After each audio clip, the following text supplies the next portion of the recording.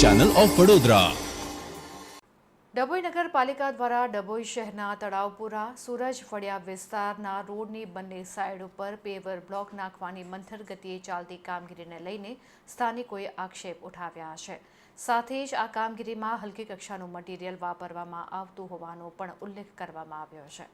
Paver બ્લોકની જે કામગીરી ચાલે છે તે તદ્દન હલકી કક્ષાના પેવર બ્લોક અને મોટા મોટા કાંકરાવાળી તદ્દન હલકી કક્ષાની રેતીનો ઉપયોગ કરવામાં આવી રહ્યો છે।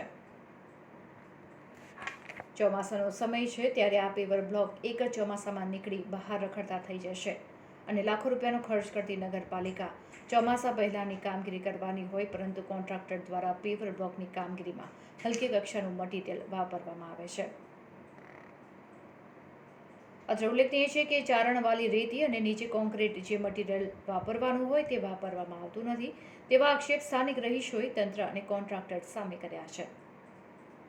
ત્યારે ટેન્ડર મુજબ કામગીરી કરવામાં આવે તેવી વિસ્તારના રહીશોની માંગ ઉઠી છે અને પરિણામે ઇલેક્શન વોર્ડ નંબર 5ની ચૂંટાયેલી પેનલના નગરપાલિકાના સદસ્યો સામે સ્થાનિક રહીશોએ ભારે રોષ ઠાલવ્યો છે।